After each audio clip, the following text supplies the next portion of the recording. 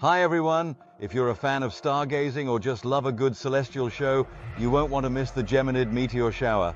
Known as one of the strongest and most reliable meteor showers of the year, the Geminids light up the sky every December with bright and colorful meteors that can take your breath away. Whether you're a seasoned stargazer or a curious beginner, this is your chance to witness an awe-inspiring natural phenomenon. Stick around, and I'll guide you through everything you need to know to make the most of this spectacular event. What are the Geminids? The Geminids are a meteor shower that originates from an asteroid called 3200 Phaethon, a rare celestial body that behaves like both an asteroid and a comet.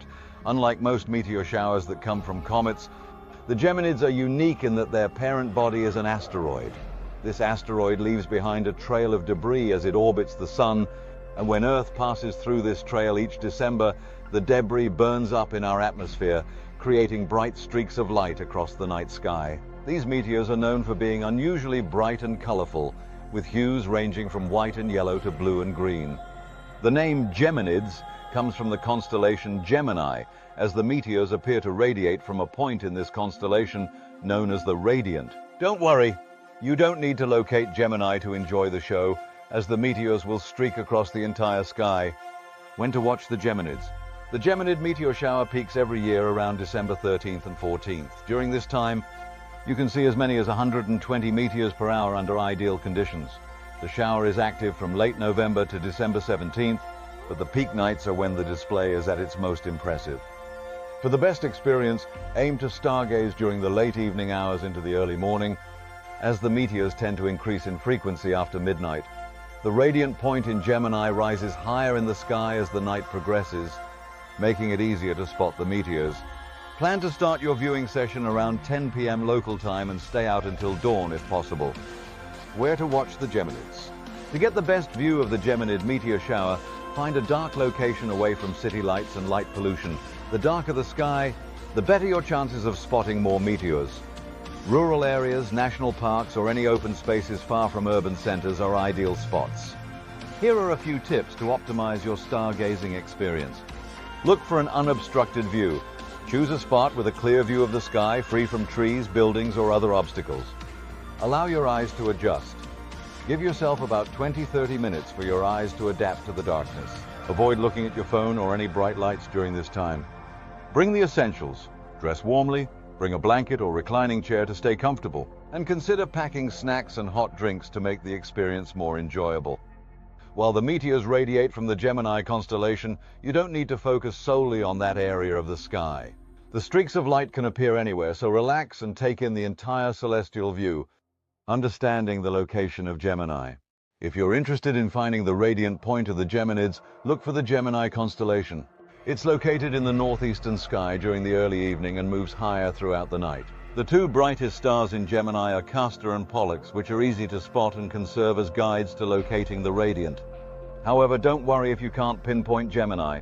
The meteors will streak across the sky in all directions, so you'll see plenty even if you're unfamiliar with constellations. Why are the Geminids special? The Geminids are often called the king of meteor showers for a reason. Unlike some meteor showers that can be sparse or faint, the Geminids deliver a consistent and vibrant display. Their brightness and frequency make them a favorite among stargazers.